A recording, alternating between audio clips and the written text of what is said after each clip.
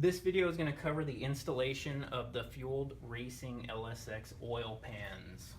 All of the Fueled Racing oil pans are going to have several key features. They're going to have 6 trap doors that are free floating in the lower sump.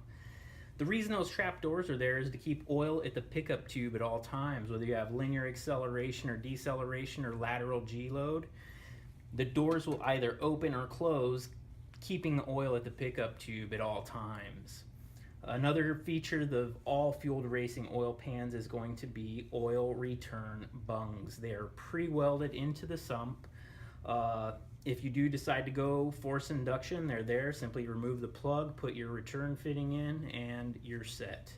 If you're not force induction, put a little thread tape or thread sealant on the plug, reinstall, and you're sealed up there. All of our pans also will have an 1/8 MPT bung welded in for oil temperature sensors. If you're not going to run an oil temperature sensor, again, put some thread sealant on the plug, reinstall, and that takes care of that. All of the pans are going to install in a similar fashion. The one exception is our 350 as well as 370Z oil pans, and that's why I'll install this one to show you the little trick with that.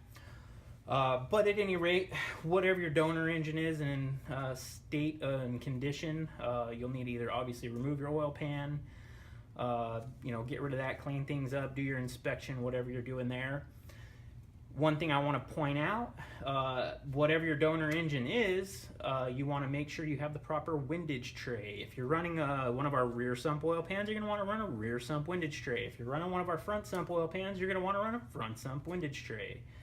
The exception to that is going to be using a truck windage tray. I prefer the truck windage trays over all of the other windage trays simply because they will give you full coverage of the rotating assembly.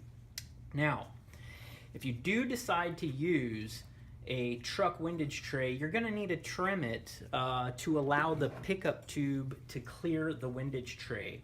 So you'll need to clear the windage tray. Make sure you have at least an 1/8 inch gap between the windage tray you're using and the oil pickup tube. If you're not running a truck windage tray and you do use the proper windage tray, no trimming is necessary of any kind or no modification is needed. One thing that you always want to check on LS engines is whether the front and rear covers were properly aligned during the installation procedure. Very common that they're not properly aligned. That's going to cause premature failure of the front and or rear main seal. So if you throw a straight edge on your block surface and it's not perfectly flush with your front and rear cover, you need to go ahead and reinstall those, align them properly, and torque to spec using a new gasket. Once you've determined that they were installed properly, you're going to want to go ahead and clean up all of the gasket sealer that is at the front and rear cover locations at these points. Once that's cleaned up and the entire gasket surface is cleaned, you can go ahead and install your studs.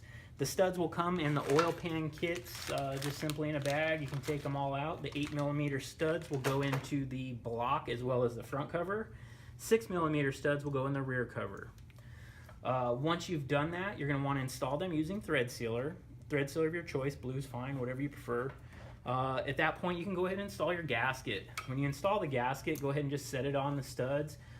Just go a little at a time to get it started. Once you've got it started, you can go ahead and press it the rest of the way down, and your gasket is in place. I do want to point out that you're going to want to use a little bit of gasket sealant on the front and rear main mating surfaces before you do put the gasket on, to make sure that you have a good seal there. Just enough to fill in the void, that's all. But go ahead and then put your gasket on and you're set with that. At that point, you want to make sure you have whatever windage tray that you've chosen to use in place, and you're going to move on to the oil pickup tube. The oil pickup tube is a critical component. Very common failure among LS engines is improper installation of the oil pickup tube. We only use OEM oil pickup tubes for that reason. There's a slew of aftermarket products on the market now that will go over your existing oil pickup or replace the whole thing with a dual bolt setup. Those are great. If you're uncomfortable or unfamiliar with mechanics, they're great, get it. It might save you a little bit of hassle, but the bottom line is if you install it correctly, there's really no need for anything else.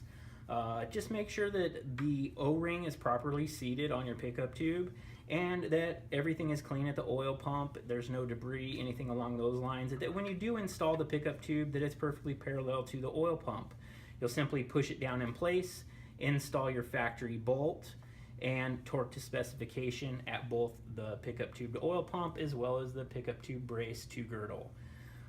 At that point, you're really done. Now on this engine here is a highly modified engine. It's sleeved, big inch stroker. It's got a double roller timing chain. I wanted to make the video with the engine with a double roller timing chain because they're becoming much more common. And there is something that you need to know. If you're running a double roller timing chain, you have shimmed your oil pump forward to clear the double roller timing chain. When you do that, the pickup tube obviously is going to move forward with it. So you're going to need to elongate the brace of the oil pickup tube. Simply mark what you need to elongate. Obviously you're going to want to do that in a completely different area than the open engine. Elongate it, clean it up, bring it back, test fit. If everything's good, go ahead and install just as you would in any other situation. Now again, if you're not running a double roller timing chain, no modification will be necessary. Just simply install your pickup tube, torque to factory specification, and you can move on to installing your oil pan.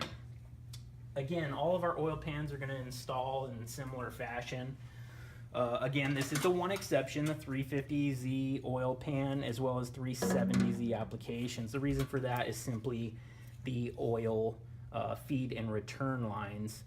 This is actually the feed line, and the stud that comes out here is quite close to, these two studs here are quite close to the oil tube. So you're just simply going to set the oil pan in place over the studs and start on the 350 and 370 only at those two studs. Just take the nut, lift up just slightly on the oil pan so that you can start the nut. Once you've started the nut, then you can just move on to the next one, do the same thing, and you can install your remaining hardware.